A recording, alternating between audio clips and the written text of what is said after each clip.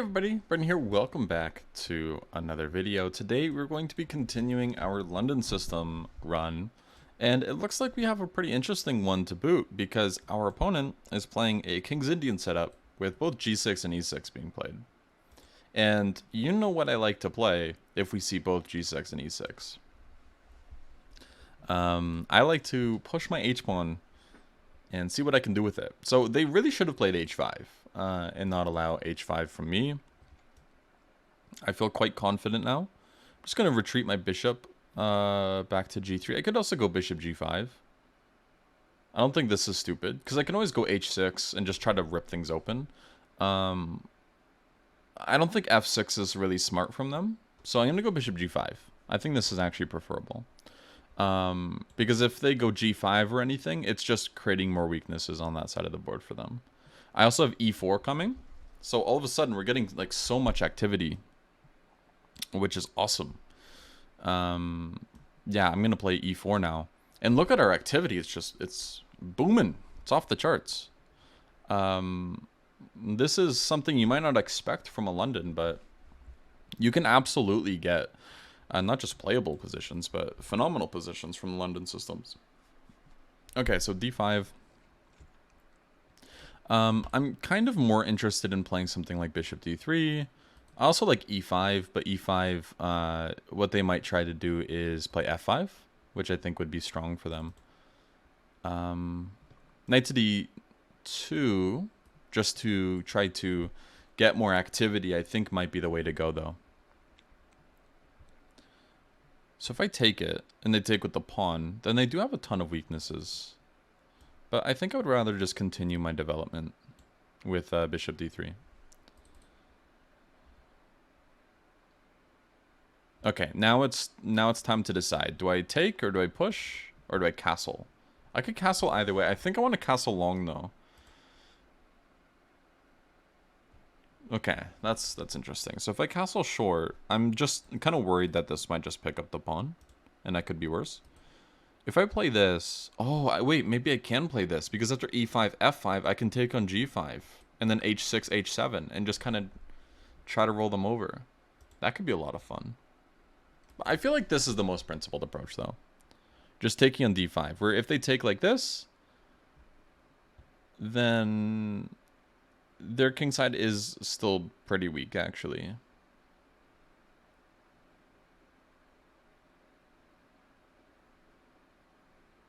I like that. And then I can also try moves like bishop E4 to target the pawn again. Let's take. I feel like taking might be smart here. Yeah, so I didn't feel like this was going to be strong. And mainly the reason why is because now they have this weakness on E6 that they'll kind of have to cover. One move I was looking at is knight E4 to C5 to target the pawn. I also want to castle. I think I'm going to castle long. So we're getting a normal King's Indian type of position where things are just absolutely bonkers. But I think they're bonkers for good reasons for us and not as much for them. Let's go Queen C2. This feels like the right diagonal to be on.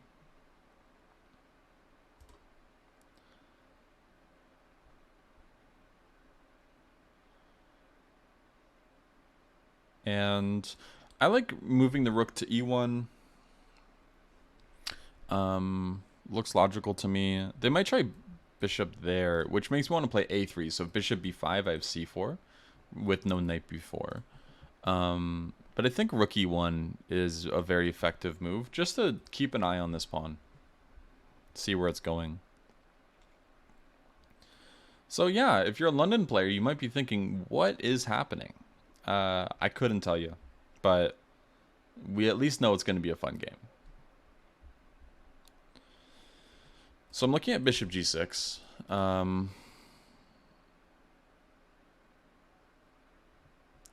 Okay. What I would love to do is, if I could reverse these two pieces and provoke some sort of F5, that would be a huge win for us. But it's kind of hard to do. Now, is there a way for me to do it without them even noticing? Like knight B3. Actually, knight B3, takes, and then I can go bishop B1 and then bring the queen to C2. That's actually really, really interesting. And they are forced to respond to this move, because otherwise I'm going to c5 and getting a huge positional grip. This move I'm not so worried about. So I can take it and then go knight to c5 or knight c5 immediately. I think I'm going to prefer bringing it there immediately. And the problem is, since this knight's on c5 and c5 is not possible for them, which originally it was, now they're going to have to deal with some uncomfortable truths of their position, where some moves are going to be very difficult to play, mainly in terms of trying to get some sort of advantage on the queen side here. So I'm looking at bishop g6. I think this is a logical move. What I would love to do again is just switch these two pieces around. So something like queen d1, bishop b1, and then queen d3 is not off the cards by any means. Bishop f8 feels unlikely. I'm going to try bishop g6 first. And then go queen e2. Or queen d1, actually. Or do I try something else? b3 isn't silly. Let's go queen d1. So I want to avoid queen e2, because there's no reason to put my piece on the same color. Or same file, sorry, as the rook. And the idea of queen d1 is, again, I have this idea of bishop b1 or bishop c2 and queen d3. And now bishop f8 is no longer hitting our knight. That's why I played bishop g6 over something like moving the queen first. So they don't have any ideas of ever taking that piece off the board. Even though it's a defensive piece, and it probably should stay a defensive piece, having that as a benefit is always nice. I like bishop e4, because I'm threatening to take, but I think what I should do here is actually just move all the way back, like bishop c2. Bishop b1 is also fine, but I think bishop c2 is a bit more accurate. Mainly because after bishop c2, I have king b1 still, in case I need it. Whereas bishop b1, I'd have to go king c2 if I ever have to move my king. So it's little nuances like this that can like separate one player from another. Looking at, okay, well, these two kind of look the same. They both have the same Unga Bunga idea of just trying to be super aggressive, but knowing the consequences of them is also really important. So I want to go knight e5 or bishop e5 here, and then take advantage of both of these squares. And I think that will just give us a winning position here. So bishop e5, if they take with the knight, I can just take back, and they're kind of forced to take with the bishop. If they don't, I'm not really worried. So I'm going to go bishop e5, because they... Okay, yeah, so they went in like this, which is kind of expected. And now I can take with the rook. It's really important that we get to. And bishop takes f5 is a threat now. I'm not interested in ever taking this piece. So when you evaluate the pieces, ask yourself which pieces are good in this position and which pieces are bad. You might notice that this piece is good. This piece is good. And I'm talking about just the minor pieces when we talk about this. So there's this famous saying that rooks are colorblind, where they don't really have like an advantage on color complexes, but they are sometimes useful for outposts, kind of like this position, where this piece is preventing them from getting really any crazy play against us. So we got to be careful here. Oh, actually, I should have noticed that this was actually not a threat. The knight's covering e7. But we could take here. We could take there. So bishop takes f5 still works, because after takes, we can take on d5. And then the thing is, bishop c6, we can just take on f5 as well. But I'm a little hesitant to do that, because it opens up their bishop. So, again, stick with the idea of rooks are colorblind. But they're good for outposts, like here. Sometimes they're good for outposts. If there's a dark square bishop, then it wouldn't be as good. But because there's black has difficulty controlling those squares, it's actually fine. I'm just going to play g3. I just need to make a move, because I was taking a bit too much time there. Okay, and I think they might try to go for this pawn. I could be wrong on that, but I'm not really too worried. If they try going for that pawn, I'm going to let them. I'm going to set up bishop takes f5 again. Okay.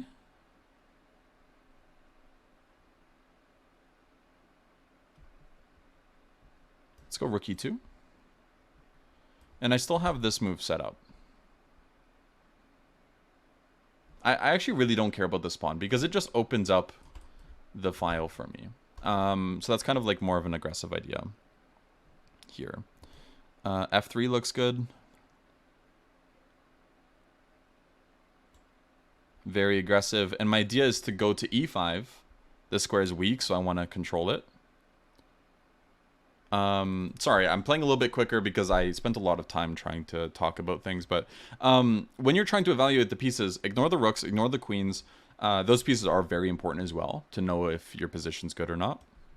But for the sake of what's going on here, we're not really as worried about it. Instead, we want to evaluate the quality of the knights and the bishops. And this knight is amazing. This knight's pretty good. It's been jumping around making threats. When it was on d5, it was really good. This bishop's pretty okay, but this bishop is the one that was suffering quite a bit. And so we don't really want to trade it off. And that's why I'm actually giving up some pawns here, because not only is there a positional edge, but there's also this attacking edge because their king is quite weak. That's why I'm playing moves like rook h2 here. And I intend to follow it up with rook h1 if I'm allowed to. This knight has a lot of trouble moving, actually, because the h6 pawn behind it is going to fall. So either I'm going to play g4 next move, and yeah, that's exactly what's going to happen. Now I'm going to play g4. I don't even care about rook h1. g4 is even stronger, because I'm just trying to open the file as fast as possible. And in doing so, sorry, ooh, bunch of hiccups today. In doing so, we actually open up the F file as well. So there's extra attacking files for us to work with. So let's take this. And let's just move this guy over. And this should end in mate very shortly. Check, check, check. And at the very least, we're winning the queen here, I think. Yeah, so we'll give a check here. If they move up, then we can just give a check here. And now we're winning the queen. I think we can do more than that by rook h7. King f6. But I don't think we even have to worry about that. So let's just take on e8, shall we? Why not? And we'll just infiltrate with this check here. And c6 is hanging, so we're just going to take this next. Bam. Okay. Yeah, and that's the game.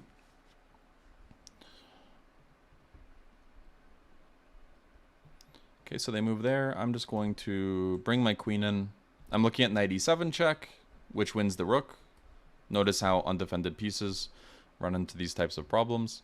And also I'm threatening moves like rook h8 check. So yeah, we could go knight e7, but I think just taking the knight is the cleanest. We're attacking both rooks now. And yeah, that's game. So that was a pretty messy one, but still kind of a fun one, and can show you how crazy the London system can get sometimes. So let's go into some things here. Let's start with, okay. It's evaluating it's doing the game review, so we're just gonna ignore that.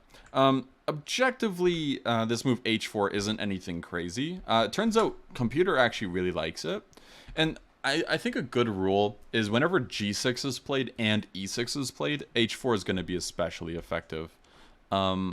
Mainly because, well, actually, even after knight e7, it's kind of further enforcing how good h4 is going to be. Because knight f6 covering h5 is really important as well.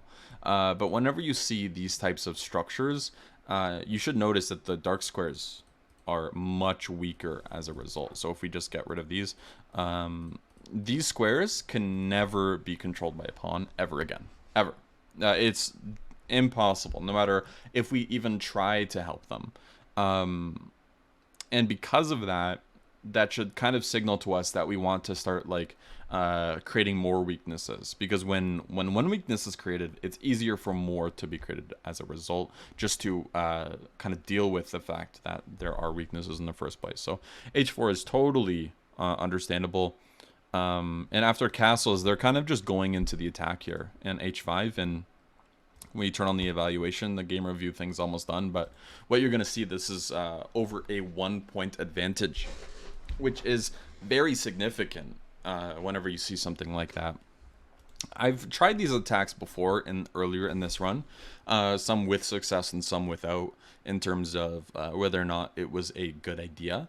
And this idea of E6 and G6, these things I think are kind of the important parts to point out of when it'll work a little bit better.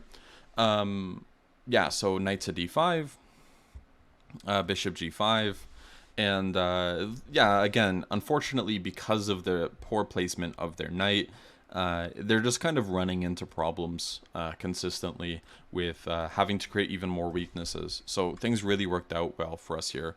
Bishop H4 was not the right call. We should have actually played bishop C1 or bishop D2. Which is interesting. And I think the idea is mainly because when the bishop's on D2, we don't have to worry about any shutdowns with F5, F4. And also, we have good attacking play still, because now they don't have time to recoup with H6. They don't have this idea. So after bishop H4, G5, and H6, they get to close things down a little bit. We still get a nice position here after E4, in my opinion. Computer's not as happy as what we could have gotten if we just went bishop D2. And again, they don't have time for both G5 and H6. If G5, I think it's pretty important that we either play E4 here or H6. And now all of a sudden, this is a much different story because we actually have avenues for attack with this H6 move included, because they haven't been able to completely shut things down. This pawn was kind of in the way in the other variation here. After H6, it's kind of in the way, and actually we wouldn't be so upset if we just like gave it up. So like, let's just say rook G1 and then like E4. It's funny that the computer doesn't even hate rook G1 in the first place. Now it's not happy for some reason. It all of a sudden changed its mind. Here, knight E7. So it goes from equal. Okay, it's still equal. Oh, because we can take on C7. But let's ignore that and let them take on H5. The thing is, them taking on H5 isn't actually that great for them. And we have an advantage despite playing like really weird moves, and it's hard to imagine us getting in this position because it gives us more avenues to attack. Specifically with the fact that there's pieces that can come to the square all of a sudden, and there's an open file for us to use even if it's defended by their bishop. There's just so many weaknesses around their king. That's what I was trying to highlight. So this wasn't really the most effective way to play, but before we did have an advantage. Unfortunately, I just messed it up here. I really should have retreated to D2 or C1. But that shows my inexperience with these D4 positions, because you'll see this type of stuff in the King's Indian a lot, where bishop G5 is played and then the bishop comes back to D2 or C1. So if you play D4 but you don't play the London, that's a good thing to know. It's very common to play these provoking moves. Yeah. But all right. So our position's not so bad here. I was quite happy with it. Queen C2, Rook E1, and Knight B3. I thought Knight B3 was actually really interesting because the idea here is, of course, if they end up taking, then we have potential for this idea of Bishop B1 and Queen C2. And really, if they ever play F5, we can go Bishop to E5 and trade off their main defender of their king side, which gives us a bit more attacking potential. So, for example, if they play F5 here unannounced, you can see the bar shoots up a little bit. It's not losing or anything, but after Bishop E5, there are some questions to answer on what's going on with their king side. Of course, our king isn't, the poster boy for safety or anything, because, well, they might have potential moves like C5 or B4 coming, but it's really important to mention the first part here, which is that their king might run into a little bit more fire than ours because their main defender is being taken away, specifically this bishop on G7. So that's going to cover it for this game. Yeah, again, at this point, especially after we get the knight to C5, we just get this really, really nice positional advantage. And yeah, it's just completely winning by this point.